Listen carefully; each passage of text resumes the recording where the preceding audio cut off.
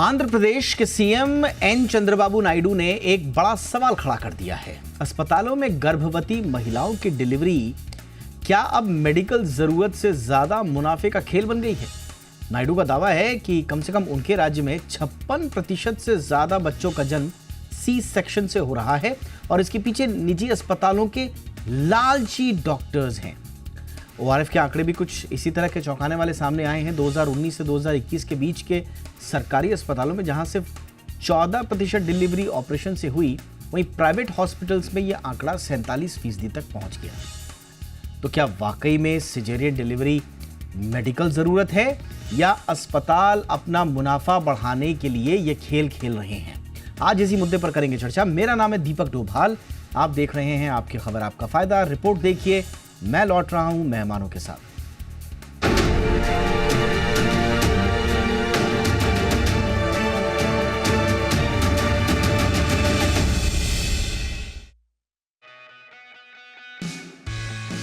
देश में बच्चों का जन्म अब सिर्फ खुशी का मौका नहीं बल्कि एक बड़ा सवाल भी बन गया है। सवाल ये कि क्या डॉक्टरों की लालच से मां और बच्चे की सेहत पर खतरा बढ़ रहा है?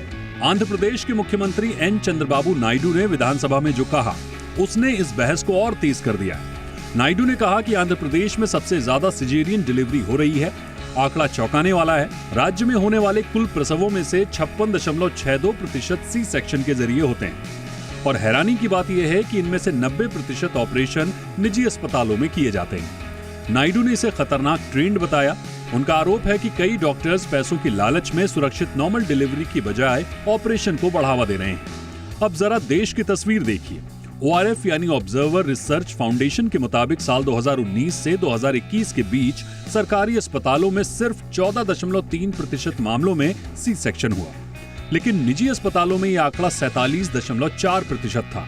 राष्ट्रीय परिवार स्वास्थ्य सर्वेक्षण यानी NFHS 5 भी यही कहता है। ज्यादातर राज्यों में निजी अस्पताल अब आधे से ज्यादा डिलीवरी ऑपरेशन से कर रहे हैं, जबकि सरकारी अस्पतालों में ये दर 10 से 15% के बीच है। दुनिया भर में भी सिजेरियन का इस्तेमाल बढ़ रहा है। अब हर 5 में से एक डिलीवरी यानी 21% से ज्यादा सी सेक्शन होती है और आने वाले दशक में ये आंकड़ा और बढ़ेगा।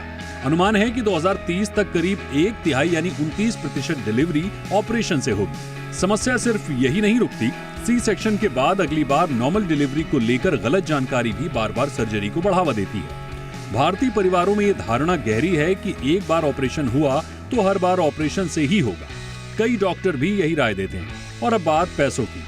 NFHS के आंकड़े बताते हैं कि निजी अस्पताल में सी सेक्शन का औसत खर्च करीब 45,000 रुपए है, जबकि सरकारी अस्पताल में ये खर्च सिर्फ 9,000 रुपए के आसपास आता है। नॉर्मल डिलीवरी में तो खर्च और भी कम है। सरकारी अस्पताल में औसतन 3,000 रुपए और निजी में करीब 10,000 रुपए है। यानी मामला सिर्फ सेहत का नहीं बल्कि मोटी कमाई का भी है। डॉक्टर और अस्पताल चाहे जानबूझकर या अनजाने में समय बचाने और ज्यादा कमाई के लिए मरीजों को सर्जरी की ओर ढकेल रहे हैं। सी सेक्शन जान बचाने वाली प्रक्रिया है, इसमें कोई शक नहीं है, लेकिन जहां नॉर्मल डिलीवरी हो सकती है वहां सिर्फ पैसों के लिए ऑपरेशन कराना ये चिंता की बात है। तो सवाल यह है कि क्या डिलीवरी का तरीका डॉक्टर तय करेंगे या मां की सेहत, और क्या इस ट्रेंड को रोकने के लिए सख्त कदम उठाए जाएंगे? जवाब आने बाकी हैं, लेकिन फिलहाल ये आंकड़े सोचने पर मजबूर करते हैं। ब्यूरो रिपोर्ट, जी मीडिया। खास मेहमान हमारे साथ जुड़ चुके हैं। स्वागत करते हैं डॉक्टर सुनीता तांदुलवाडकर का, जो कि प्रेसिडेंट हैं federation of obstetric and gynaecological society of India. Good evening ma'am, बहुत बहुत स्वागत है डॉक्टर सुनीता मैम आपका हमारे शो पे। हमारे साथ हैं doctor Sunila Garg, chair program advisory committee NIHFW, national institute of health and family welfare, और आप जानी मानी पब्लिक हेल्थ एक्सपर्ट भी हैं। गुड इवनिंग मैम, बहुत बहुत स्वागत है डॉक्टर सुनीला गर्ग मैम आपका हमारे शो पे।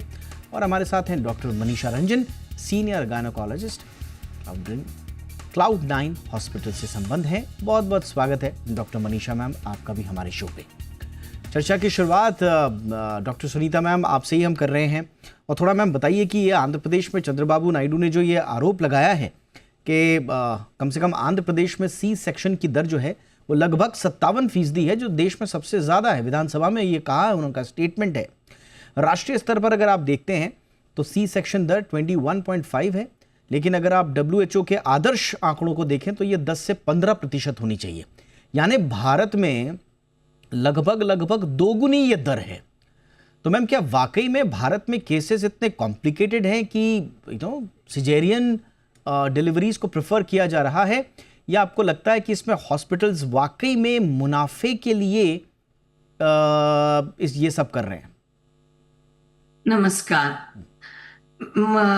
मुझे ये नहीं समझ में आ रहा है कि ये कंट्रोवर्सी या ये डिस्कशन हम क्यों कर रहे हैं, क्योंकि ये बहुत गलत है, बहुत गलत है कि कोई पॉलिटिशियन जस्ट अपने सिजेरियन सेक्शन रेट हाई है। It's not only in Tamil Nadu but Andhra Pradesh के लीडर ने जुलाई महीने में, आप लोग, मुझे नहीं मालूम कौन से न्यूज चैनल ने कवर किया था, बट उन्होंने बोला था कि 42% caesarean even in government hospital it is there.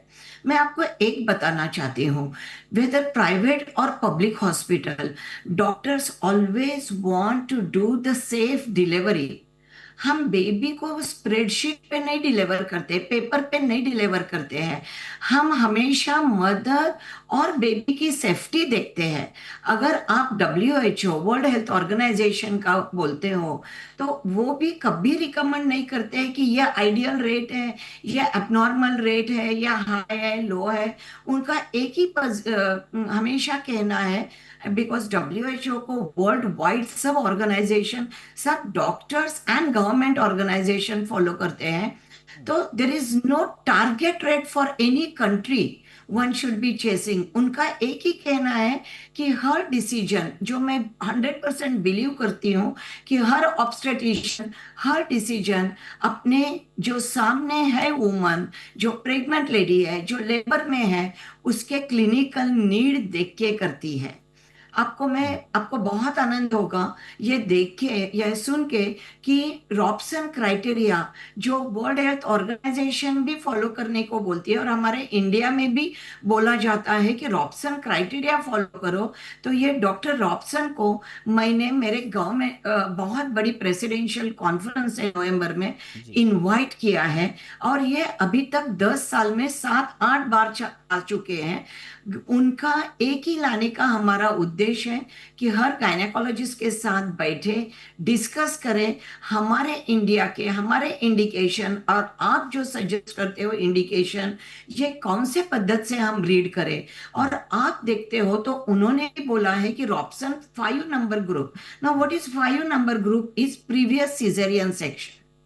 So previous caesarean section की वजह से होता है। मुझे तो लगता है कि हर औरत का नॉर्मल डिलीवरी एंड सिजेरियन के रेट्स, नॉर्मल डिलीवरी के भी बढ़ा दो, सिजेरियन के साथ लेके आओ, सो कोई भी डॉक्टर को कभी ब्लेम नहीं किया जाएगा। मैम बट बहुत सारी रिपोर्ट्स ऐसी भी आ चुकी हैं।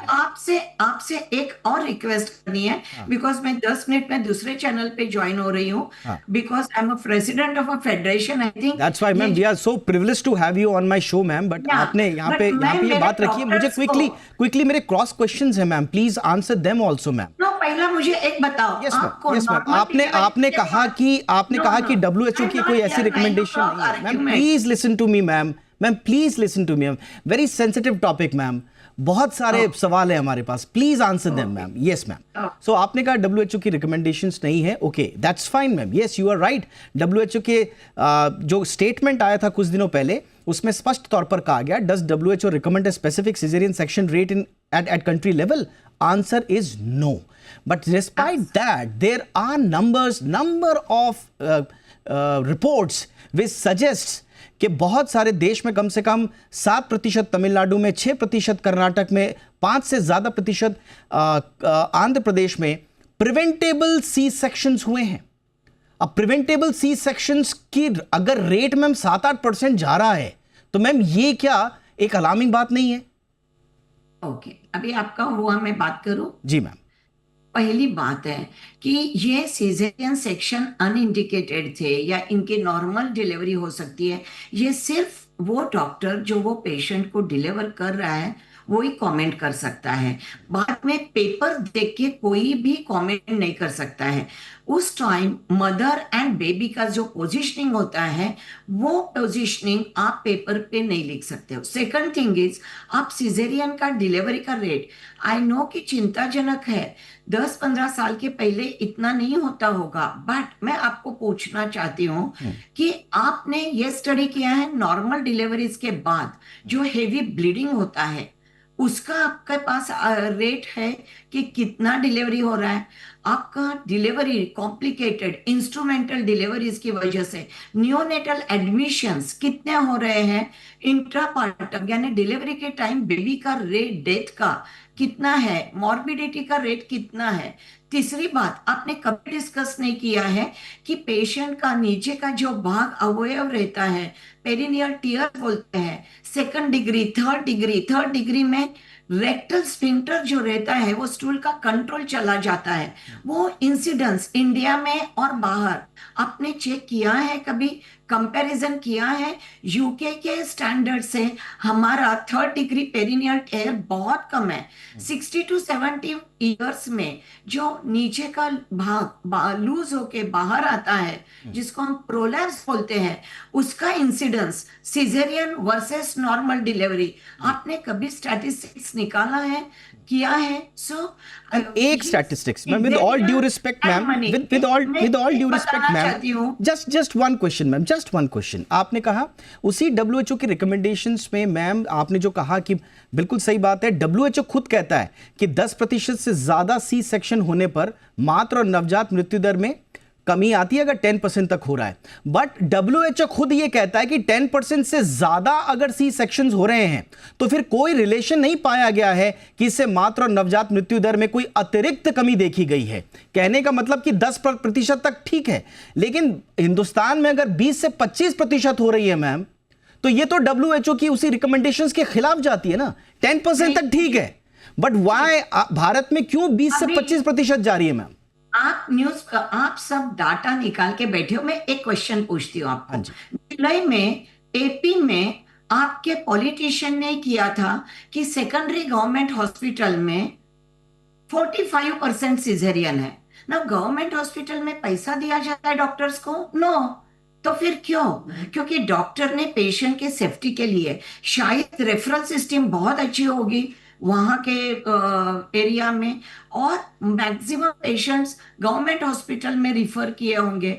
सो क्या जरूरत है ना कि ये पॉलिटिशियन ने या कोई भी स्टेट ने या सेंट्रल गवर्नमेंट ने एक ऑडिट रिपोर्ट करनी चाहिए, मैंडेटरी करना चाहिए कि रॉबसन क्राइटेरिया की ऑडिट रिपोर्ट करो। और ये ऑडिट रिपोर्ट कैसे की जाएगी? पब्लिक हॉस्पिटल, प्राइवेट हॉस्पिटल, उसमें रॉबसन क्राइटेरिया कैसे इंप्लीमेंट होंगे ये देखना चाहिए। ऑलराइट मैम, आपने बहुत इंपॉर्टेंट सुझाव दिए हैं। आपने कहा कि इसका ऑडिट होना चाहिए, बिल्कुल होना चाहिए। आखिरी मैम, क्योंकि आपको जाना है, एक आखिरी सवाल मेरा आपसे बहुत स्ट्रेट फॉरवर्ड है। क्या आपको लगता है हर कारण में सिजेरियन डिलीवरी इंपॉर्टेंट है, या आपको लगता है कि सिजेरियन या सर्जरी तब की जानी चाहिए जबकि मेडिकली फीटल डिस्ट्रेस है, हाइपोक्सिया है, ब्रीच प्रेजेंटेशन है, बच्चा उल्टा जो हो जाता है, या प्लेसमेंट कॉम्प्लिकेशंस हैं, या लेबर डायस्टॉटिका है, यही है, या आप कह रही हैं कि हर केस में सिजेरियन हो जाना चाहिए मैम? देखो, आपने जो इंडिकेशन बताए हैं ना, ये सब सिर्फ बेबी के इंडिकेशन बताए हैं। अगर मदर को कोई भी सीरियस बीमारी हो, मदर को कोई भी कॉम्प्लिकेशन हो, वो कोई ड्रग्स पे हो, उसका बीपी बहुत शूट अप हुआ होगा, तो देयर कैन बी कभी कभी मैटरनल साइज पेल्विस का कम हुआ होगा। सो इंडिकेशंस बहुत है। मैं और भी सुझाव देती हूँ कि जब इलेक्टिव सिजेरियन होता है ना, तो आप 2 ऑब्स्टेट्रिशियंस का ओपिनियन लेने का मैंडेटरी करो। कोई जो सिस्टम इंडिया में है, डॉक्टर को पैसे के लिए ब्लेम करना मुझे बहुत बुरा लगता है। आप देखो, मेरे ma'am with all due respect ma'am, इस बात पे आप बुरा मैम कतई ना माने, क्योंकि हमारे देश में ही बहुत सारे ऐसे केसेस हुए हैं जिसकी वजह से इन सवालों का उठना बड़ा लाजमी भी लगता है। हमारे ही देश में असम में डॉक्टर ने 10 घंटे में 21 असम में मैम डॉक्टर ने 10 घंटे में 21 इमरजेंसी सी सेक्शन किए मैम। इसकी जांच होनी चाहिए या नहीं होनी चाहिए? प्राइवेट अस्पतालों में इमरजेंसी सी सेक्शंस के लिए तेलंगाना में जो आवाज उठ रही है वो मैम हवा में नहीं उठ रही है। दिल्ली में ही आपको सीताराम भारतीय अस्पताल में 78% सी सेक्शन के केसेस आए थे मैम। इनकी जांच होनी चाहिए या नहीं होनी चाहिए? मैम आपको बुरा लग रहा है, बात सही है, बट ऐसे केसेस हैं जो इंडिकेट करते हैं, ऐसे केसेस हैं जो इंडिकेट करते हैं कि अस्पतालों में अपने मुनाफे के लिए सिजेरियन के पर बाध्य किया जाता है पेरेंट्स को। मैं एक पूछूं आपको जी, आप ये जो न्यूज़पेपर का पूरा प्रिपरेशन करके स्टैटिस्टिक्स आए, मैं एक पूछती हूँ, आपने गवर्नमेंट को कभी पूछा है कि ऑडिट रिपोर्ट क्यों नहीं बोला रहे हैं? रॉबसन्स क्राइटेरिया जो WHO वर्ल्ड वाइड एक्सेप्ट हो रहे हैं, उनको बार बार इनविटेशन क्यों नहीं दिया जाता है? सिर्फ हम डॉक्टर्स मैम आपकी इतनी बड़ी संस्था है, इतनी बड़ी जिम्मेदार संस्था है, we look up to you ma'am, we look up to your organization as a journalist। हम अपना काम कर रहे हैं मैम, लेकिन आप अपना रिप्रेजेंटेशन लेकर एक गवर्नमेंट को दीजिए मैम, हम चलाएंगे खबर, हम चलाएंगे मैम, बिल्कुल चलाएंगे, 100% चलाएंगे। सी मिस्टर दीपक, वेरी मच। पेन कहाँ होता है? जब आप डॉक्टर्स को ग्रीडी, आप डॉक्टर्स को, आपका एक ऑब्स्टेट्रिशियन, आपकी भी बीबी डिलीवर हुई होगी, आपको भी बहुत रिस्पेक्टफुल। सॉरी, ये टैग हमारा नहीं दिया है मैम, ये टैग विधानसभा में खड़े होके इस देश के एक राज्य का मुख्यमंत्री दे रहा है। ये दीपक डोभाल ये किसी जर्नलिस्ट का टैग नहीं है मैम। एक देश का, एक राज्य का मुख्यमंत्री रिप्रेजेंट कर रहा है बहुत सारे लोगों को, जिसने उसको वोट दिया है, वो सरकार चला रहा है, और अगर उसने वो टैग इस्तेमाल किया है तो फिर उसका काउंटर भी मैम आप जैसी संस्थाओं से आना चाहिए विद फैक्ट्स। हम तो एज ए जर्नलिस्ट सिर्फ रिपोर्ट कर रहे हैं मैम। थैंक यू मिस्टर दीपक कि आपने ये रेज किया, और मेरी एक ही रिक्वेस्ट है गवर्नमेंट को, मे बी तमिलनाडु स्टेट से चालू करे, बट हर स्टेट में ऑडिट रिपोर्ट करना चालू करे। डॉक्टर्स ने जो भी सीजरिंग किया, जैसे अपने यूट्रस जो निकालते हैं बिलो 40 एज ग्रुप, ऑडिटिंग होता है अभी जो महाराष्ट्र में डेफिनेटली ऑडिटिंग होता है, ऑल ओवर इंडिया ऑडिटिंग होता है। तो मेरी एक ही रिक्वेस्ट है कि सरकारी यंत्रणा अच्छी हो, पेरिफेरल सेंटर्स बढ़े, जहां रेफरेंस दे सकते हैं, वहां आप अगर नॉर्मल डिलीवरी करना चाहते हैं, आज वहां क्यों नहीं जाना चाहते?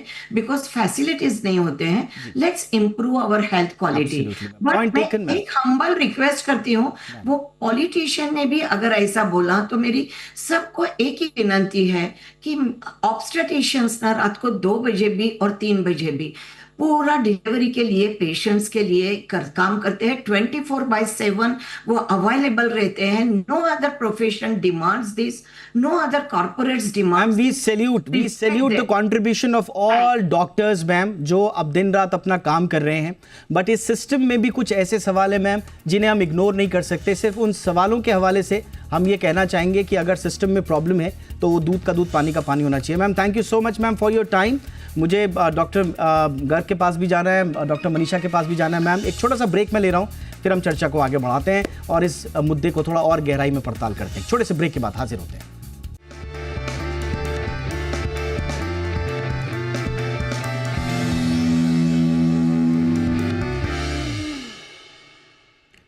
ब्रेक के बाद आपका स्वागत है। मैं अपने आज के दोनों मेहमानों के पास जा रहा हूँ माफ़ी के साथ कि फर्स्ट राउंड में मैं उनसे सवाल नहीं ले पाया। डॉक्टर मनीषा रंजन हमारे साथ हैं, डॉक्टर सुरीला गर्ग हमारे साथ हैं। डॉक्टर मनीषा, एक बार फिर से स्वागत है मैम आपका। मैम थोड़ा सा ये समझाएं कि क्या वाकई में सिजेरियन या सर्जरी ये एक जो आजकल जो ट्रेंड देखा जा रहा है कि भाई बहुत ज़्यादा हो रहे हैं, तो ये सामान्य आपको लगता है मैम? क्या वाकई में ज़रूरत है या आपको लगता है कि इसका ऑडिट होना चाहिए? गुड इवनिंग दीपक जी, मैं आपको इस के फोरम के माध्यम से बताना चाहूँगी कि ये जो डेटा है ये सचमुच थोड़ा परेशान करने वाला है। अब हम इस पे बेहतर क्या क्या कर सकते हैं, हम इस पे बात करनी चाहिए। मातृत्व की तैयारी हमें पहले से करनी है, हमें एक अवेयरनेस फैलाना है। प्रेगनेंसी के पहले ही हमें अपने मातृत्व की तैयारी करनी है, जिसमें हम अपनी मेंटल और फिजिकल हेल्थ का बेहतर ध्यान रखें। हमारी वेट का ध्यान रखना है, हमारे खान पान का ध्यान रखना है, हमारी मेंटल हेल्थ का ध्यान रखते हुए जब हम अपनी प्रेगनेंसी की जर्नी को स्टार्ट करते हैं तो शायद उसका अंत भी बहुत अच्छा होगा। इस 9 मंथ की जर्नी में मैं जहाँ पे काम कर रही हूँ, यहाँ पे बहुत अच्छी अच्छी संस्थाएं हैं जो पूरी 9 मंथ की जर्नी को स्मूथ बनाए रखने के लिए बहुत सारी अवेयरनेस प्रोग्राम्स चलाती हैं। बहुत सारे ऐसे योगा सेशन हैं, लामाज क्लासेज हैं, बहुत सारी काउंसलिंग सेशन हैं। एनेस्थीसिया टीम की तरफ से एपिड्यूरल एनास्थीसिया के बारे में हमें जानकारी दी जाती है, उन मदर्स को जानकारी दी जाती है, उन कपल्स को, उन फैमिली को अवेयर कराया जाता है कि ये नॉर्मल प्रसव एक जटिल प्रक्रिया है और इसको कैसे सिंपलेस्ट वे में हम मेंटली और फिजिकली अपने आप की तैयारी करते हैं तो ये कितना स्मूथ हो सकता है। तो हमें इस बात पे ज़रा गौर करना चाहिए। दूसरा, जो हमारी मेडिकल फर्टर्निटी है उनको हमें थोड़ा और बेहतर कर सकते हैं। जो लेबर रूम के स्टाफ हैं हम उनको और स्किल करें, उनकी वर्कशॉप, उनकी स्किल्ड प्रोग्राम को हम और बेहतर वे में टाइम टू टाइम चलाते रहें, उनको और बेहतर हम उस प्रोग्राम से अवेयर कराते रहें, उनकी ट्यूनिंग जो उनकी स्किल है उसको और फाइन ट्यून्ड करते रहें। तो जो हमारे इस प्रसव प्रक्रिया में जो हमारी सपोर्ट सिस्टम होती है वो यदि स्किल्ड हो जाएगी, वो हमारे रेजिडेंट स्किल्ड हो जाएगी, वो हमारी नर्सिंग टीम स्किल्ड हो जाएगी। ये पूरा आपने जो बताया ना कि एक मातृत्व या गर्भधारण के लिए जो पूरी तैयारी होनी चाहिए, वो चाहे परिवार है, वो चाहे खुद माँ है, उसका परिवार है, और उधर जो डॉक्टर्स और उनका परिवार यानी कि उनकी टीम है, तो हर तरफ से तैयारी होनी चाहिए, एक बेहतर तैयारी होनी चाहिए। और गुंजाइश है तो क्यों नहीं चीज़ों को दुरुस्त किया जाए। डॉक्टर सुनीला गर्ग मैम, आप पब्लिक हेल्थ पॉलिसी में बहुत बड़ा नाम है मैम, अपने ऑब्जर्वेशन से बताइए मैम। ऐसा लगता है कि हम जब कहते हैं कि बहुत सारा सिजेरियंस होते हैं तो डॉक्टर्स बड़े नाराज़ हो जाते हैं, जैसे मैम भी अभी होके गई हैं, but this is observation, ground reality. हमको लगता है लोग अक्सर शिकायत करते हैं। बहुत बहुत धन्यवाद दीपक जी। मैं जल्दी से क्विकली शुरू कर रही हूँ क्योंकि कुछ हमें चेंजिंग सिनेरियो की तरफ भी ध्यान देना होगा। एक कॉमन सेइंग है कि caesarean to be provided to those who are in need rather than striving to meet more targets at the hospitals, right? So that is very very important thing. हमें हॉस्पिटल्स के targets को ना देखते हुए, मतलब जैसे कि पहले भी हमने सुनीता जी को भी सुना कि it's not always the obstetrician, it is also the pressure on her, that is important, but then we have to also look at the आज का सिनेरियो क्या कहता है। आज का सिनेरियो ये कहता है कि पहले जो मेरे टाइम में, मैंने 79 में हाउस जॉब किया ऑब्स्टेट्रिक में, तब बहुत ज्यादा फोर्सेप्स और वैक्यूम होते थे और उसके बेबी पे बहुत ज्यादा प्रभाव होते थे, और जिसको आजकल हम स्किल डिलीवरी के नाम पे हमने बहुत सारे प्रोग्राम शुरू किए हैं। और जैसा कि पहले भी चर्चा हुई कि एंटीनेटल पीरियड में और before antenatal period also, pre pregnancy में भी हमें बहुत सारी अवगत कराने के लिए लोगों को प्रोग्राम करने पड़ेंगे। बट आपने ये देखना पड़ेगा कि over a period of time obstetric practice बहुत ज्यादा चेंज हुई है। और 2013 के अगर मैं आंकड़े बताऊं तो उस समय भी लगभग 13% सिजेरियन था, जबकि हमारे पास में इतना बड़ा बूम प्राइवेट सेक्टर का नहीं था। बिकॉज अब हम देखते हैं कि 70% हमारी कंसल्टेशन जो है वो प्राइवेट सेक्टर में होती है। तो इस चीज पे हमें ध्यान रखना होगा। अब हमारे पास में टेक्नोलॉजी है, परंतु टेक्नोलॉजी का हमें बहुत अप्रोप्रिएट यूज करना चाहिए। एंड नॉर्मली ये भी देखा गया कि जब हम राइट टाइम पे एक्ट करते हैं, यानी कि monitoring the fetal heart, partograph and all that, तो बेबी के सर्वाइवल रेट्स भी ज्यादा देखेंगे। अनदर थिंग इज दैट हमें लोगों का माइंडसेट भी चेंज करना होगा, because they are the ones who are giving willingness for caesarean section also. So ये इंपॉर्टेंट चीज है। जब हम आंकड़ों को सामने लाएंगे तो साथ साथ लोगों का माइंडसेट भी बहुत चेंज करना जरूरी है। और फाइनेंशियल इंसेंटिव जो है, बेसिकली हम जब हॉस्पिटल्स में हैं तो primarily it creates a Dzire also कि हम क्यों ना, जब हमारे पास में सुविधा है तो हम क्यों ना कर सकें। अनदर थिंग इज दैट कि हम इस चीज को नकार नहीं सकते कि आज हमारा देश जिस कगार पे खड़ा है, हमारे बहुत सारे नॉन कम्युनिकेबल डिजीजेस बढ़ रहे हैं, जिसपे कि जैसे कि हम कहें डायबिटीज, हाइपरटेंशन, हार्ट डिजीज, या basically the another one is low lying placenta non, which also वो मोटिवेट करता है डॉक्टर्स को इस एक्शन लेने के लिए, क्योंकि बेबी भी now they will be born with more birth weight or in utero birth weight. So इस तरह से हम डॉक्टर will want कि उसका बच्चा because of process of delivery वो खत्म हो जाए। सो Absolutely. That is another thing. ये मैम बड़ा आपने बहुत ही एक बहुत इंपॉर्टेंट एक न्यूट्रल व्यू पॉइंट दिया और बहुत इंपॉर्टेंट का दिया।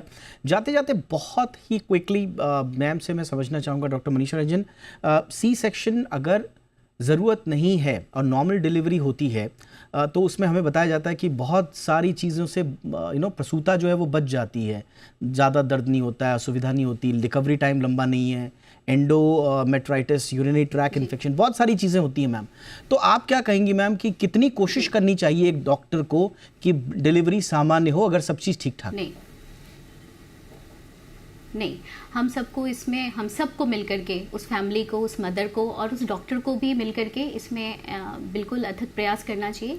एक नॉर्मल डिलीवरी काफ़ी लंबी प्रक्रिया होती है, 12 से 18 घंटे हमें उसको कंडक्ट करने में लगते हैं। उसमें मॉनिटरिंग बहुत चाहिए, तो हमारे स्टाफ्स बड़े स्किल्ड होने चाहिए, हमारी सराउंडिंग अच्छी होनी चाहिए और उस मदर को और उस फैमिली को भी हमें पूरा सपोर्टिव होना चाहिए, जिसकी मैंने बोली कि हमें तैयारी प्रेगनेंसी के पहले से ही करनी है ताकि वो फिट रहें उस प्रेगनेंसी को आगे कंटिन्यू करने के लिए। कुछ गाइडलाइंस हमारे हैं जिसको हमें इम्प्लीमेंट करना है और ऑडिट, अच्छे अस्पतालों में ऑडिट होती रहती है, हर महीने हमारी ऑडिट होती है कि इस सी सेक्शन का इंडिकेशन क्या था। तो जो वैलिड इंडिकेशन है हमें उस पर स्ट्रिक्ट रहना है, जिसको हम समझ सकते हैं कि हम इसको अवॉइड कर सकते हैं। जैसे कुछ पेशेंट डर के मारे अपनी चॉइस से सी सेक्शन कराना चाहते हैं, उनको हम थोड़ा डीमोटिवेट करें, ऐसे अवेयरनेस प्रोग्राम को कुछ लोग मूड देखकर जो है वो भी कराते हैं। तो कुछ तो लोगों को भी समझना होगा कि किस तरह की चीज़ें हैं और अवेयरनेस जो है वो बहुत इंपॉर्टेंट है। कुल मिला के डिलीवरी प्रोसेस को लेकर लोगों में ट्रस्ट डेफिसिट ना हो, हम तो यही चाहते हैं और उसके लिए जितना भी कुछ किया जा सकता है, ज़रूरत है तो सी सेक्शन होना चाहिए, ज़रूरत अगर नहीं है तो डॉक्टरों को कोशिश करनी चाहिए कि फैमिली को उतना वो सपोर्ट करें। बहुत बहुत धन्यवाद। पॉलिसी लेवल पर क्या करना है मैम ने बहुत अच्छे से बताया, डॉक्टर गर्ग ने, लंबा अनुभव रखने वाली मैम है। तो कुल मिला के इस तरीके से हम शायद इस पूरे सवाल का जवाब ढूंढ सकते हैं। धन्यवाद मैम वक्त निकालने के लिए। Doctor Garg, doctor Manisha, thank you so much ma'am. अपना ख्याल रखिएगा। आपकी खबर आपका फ़ायदा में इतना ही। नमस्कार।